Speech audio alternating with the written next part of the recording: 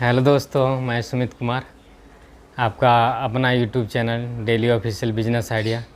चलिए आप लोग लाइक, सब्सक्राइब और दोस्तों से शेयर कीजिए और मेरा हौसला को आगे बढ़ाइए। चलिए हम लोग पीछे देखे थे प्रस्तावना।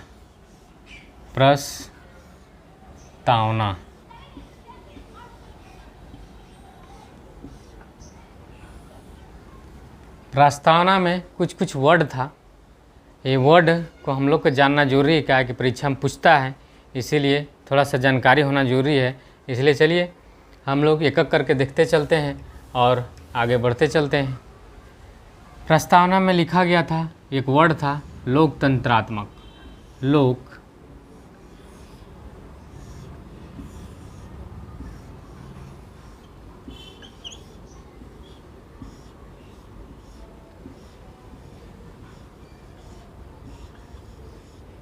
लोकतंत्रात्मक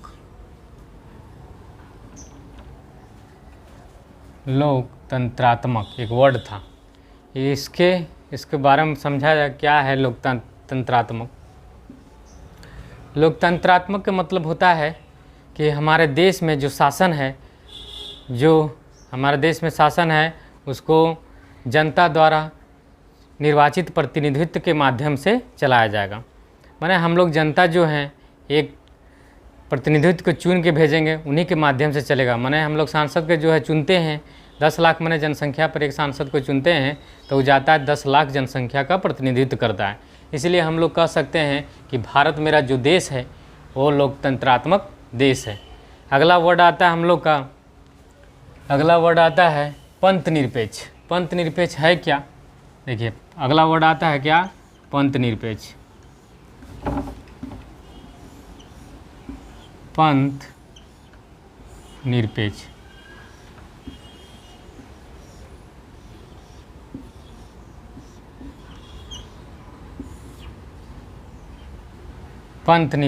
पंथ निरपेक्ष का मतलब होता है इसी को कहा जाता है धर्मनिरपेक्ष। माने हमारा जो सरकार है उसका कोई धर्म नहीं होगा, सभी धर्मों को एक जैसा पालन करेगी। किसी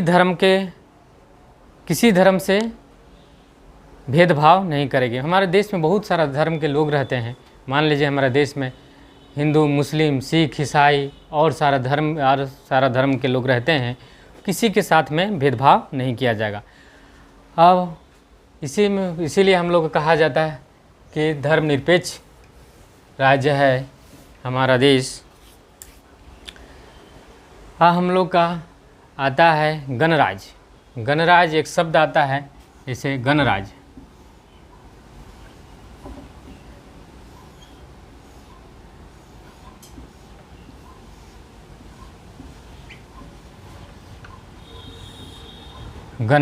गणराज्य है क्या? गणराज्य के बारे में देखते हैं। गणराज्य क्या है?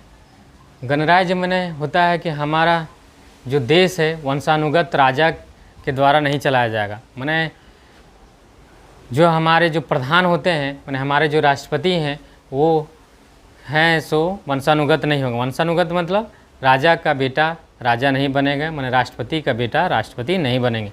हम लोग जो जनता हैं उनको चुन के भेजेंगे, वही हमारे राष्ट्रपति होंगे। ऐसा नहीं है कि राष्ट्रपति के बेटा राष्ट्रपति। बहुत सारा देश है जो जैसे भूटान एक देश है जो उसका वहाँ पे ऐसा है कि राजा का बेटा ही राजा बनता है। उसी तरह हम लोग जब उस तरह हो जाएगा तब जिस तरह की राजा का बेटा मैंने राष्ट्रपति का बेटा राष्ट्रपति बनने लगेंगे तो हम लोग कहा जाएगा कि हमारा देश जो है गणराज्य देश नहीं है। भूटान एक गणराज्य देश है। क्या है कि वहाँ राजा का द्वारा राजा के बेटा ही राजा बनता है। हमारा देश गणराज्य इसलिए नहीं है क्या हम लोग जनता जो हैं सो हमारे जो प्रधान है उनको चुन के भेजते हैं, इसीलिए बोला जाता है हमारे देश जो है गणराज्य देश है। अब 42वां अगला पॉइंट में देखते हैं, 42वां संविधान संशोधन 1976। अब ये क्या है 42वां संविधान संशोधन 1976? 42वां संविधान संशोधन 42वां संविधान संशोधन 1976। मैंने पहले बहुत बार 41 बार संविधान में संशोधन हो चुका था। अब 42वां संविधान संशोधन हुआ। इसमें कुछ बहुत सारा वर्ड को, बहुत सारा नियम को जोड़ा गया। वही नियम इसीलिए हम लोग कहा जाता है, बहुत सारा नियम को इसमें जोड़ा गया, इसी कहा जाता है 42वां संविधान संशोधन 1976 में एक जोड़ा गया था समाजवाद, पंथ निरपेक्ष और राष्ट्र को एकता और अखंडता। ये जो जोड़ा गया है, ये उसमें 42वां संविधान में जो संविधान संशोधन में जोड़ा गया था। और 42वां संविधान संशोधन में बहुत कुछ जोड़ा गया था। एक नीति निर्देशक तत्व भी है जो 42वां संविधान संशोधन में ही हुआ था। आगे पढ़ाएंगे कि नीति निर्देशक तत्व क्या होता है, किसे कहते हैं। अभी हम लोग देखते हैं ये जो 42वां संविधान संशोधन जो हुआ, ये किसके आधार पे हुआ, ये पूछता है।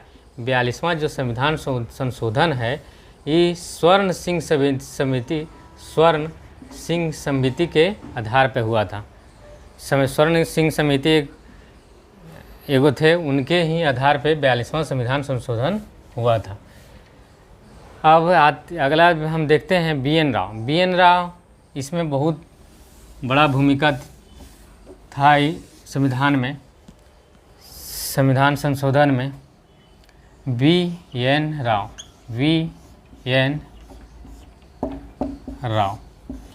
इनको संविधान सभा का संवैधानिक सलाहकार के रूप में चुना गया था। पूछता है, क्वेश्चन पूछता है कि संविधान सभा का संवैधानिक सलाहकार किसे चुना गया था, तब BN राव को चुना गया। काहे चुना गया था, ये साहब थे, बहुत अनुभवी आदमी थे और ये कानून का बहुत बड़ा जानकार थे, इसीलिए इनको BN राव को संविधान सभा का संवैधानिक सलाहकार चुना गया था।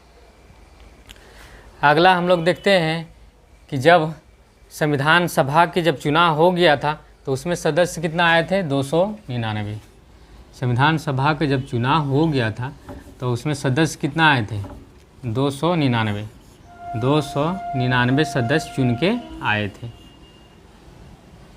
कब, जब पाकिस्तान अलग हो गए तब, तो कितना सदस्य आए थे चुन के संविधान सभा से, 299। अब ये 299 संविधान सभा के सदस्य जो थे एक बैठक बुलाएं, ये बैठक बुलाएं तो इसमें समितियां बनी। एक संविधान सभा की बैठक बुलाएं तो इसमें समितियां बनी। समिति का मैंने एक बैठक में समिति बनाया गया तो इसमें 13 समिति बना था। ये समिति क्या करेंगे, समिति के वर्ड के बारे में समझिए। समिति क्या करेगी, ये समिति क्या करेंगे, हर समिति 13 समिति है, जब 13 समिति है, ये समिति क्या करेंगे, संविधान सभा की एक बैठक हुआ, उसी में संविधान समिति बनाया गया। समिति में 13 समितियां थी। पूछा जाता है संविधान सभा के में कितनी समितियां थी, तो 13 समितियां थी। ये 13 समितियां साहब क्या करेंगे कि सबके कार्यभार को, जैसे एक समिति एक सदस्य को दे दिया गया कि आप साहब क्या कीजिए, आप न्याय के बारे में लिखिए, न्याय व्यवस्था में क्या क्या होना चाहिए। तो इसमें कितना मैंने कि हम 10 आदमी दे दिए हैं कि 10 आदमी आप लोग न्याय के बारे में लिखिए। अभी साहब न्याय के बारे में लिखे। अब मान लीजिए दूसरा समिति है, उसको हम दे दिए कि राष्ट्रपति के पास क्या क्या पावर होगा उसके बारे में लिखिए। राष्ट्रपति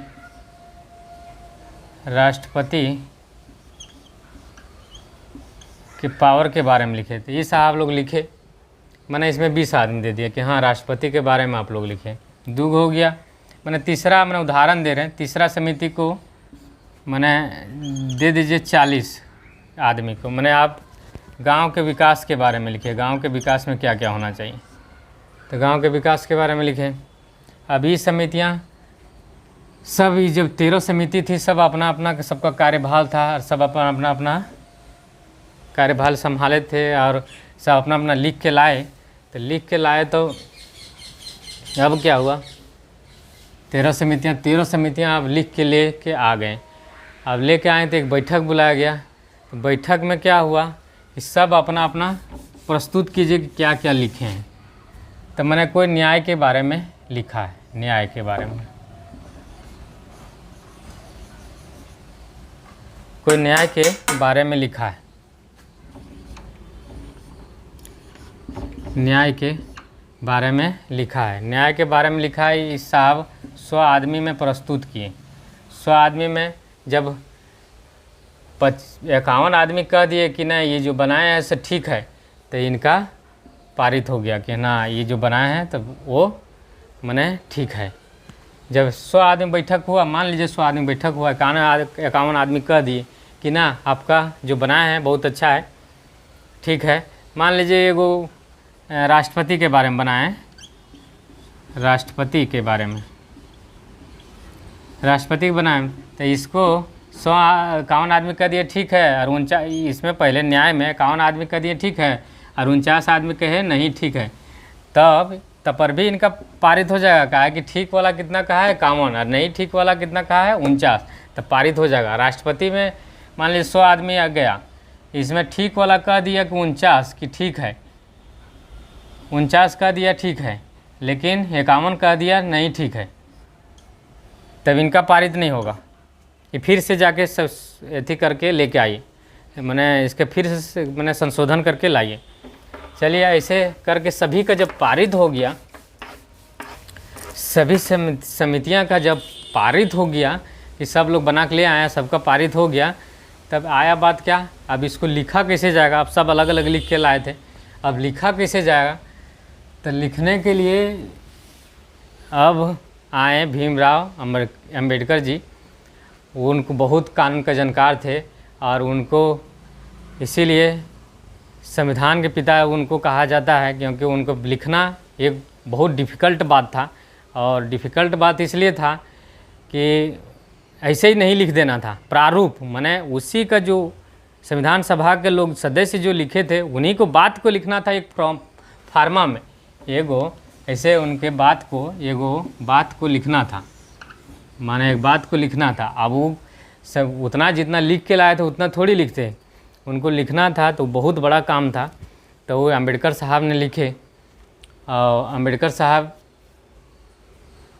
आपको उदाहरण के में दे रहे हैं, जैसे आप जान लीजिए कि कोई केस करने के लिए कोई थाना पहुंचते हैं, तो थाना पहुंचते हैं तो जितना बात आप कहते हैं उतना बात को नहीं लिखता है, जो वहाँ पे लिखता है वो आपको मेन बात को लिखता है और मेन बात को लिख के और आगे भेज देता है। उसी तरह भीमराव अम्बेडकर जी थे, बहुत सारा लोग बहुत कुछ लिख के लाया था संविधान सभा के सदस्य लोग, लेकिन उतना नहीं लिखे और वो भी संवैधानिक भाषा में लिखना था।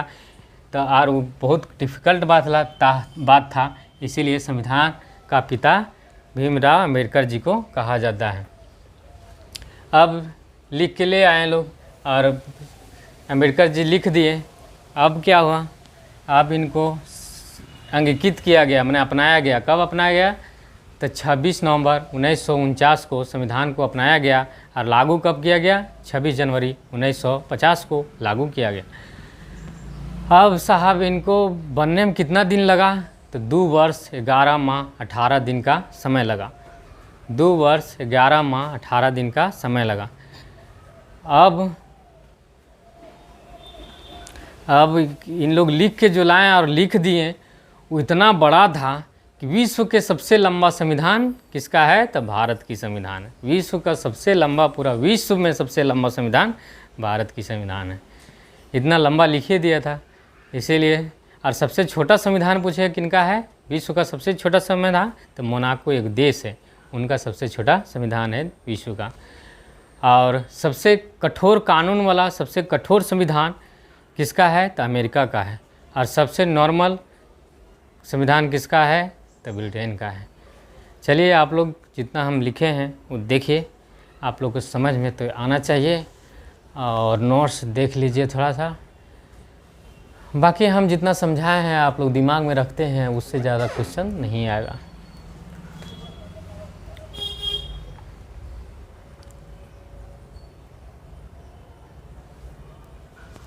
चलिए थैंक यू, लाइक और सब्सक्राइब कीजिए और दोस्तों को शेयर कीजिए और मेरा सपोर्ट कीजिए।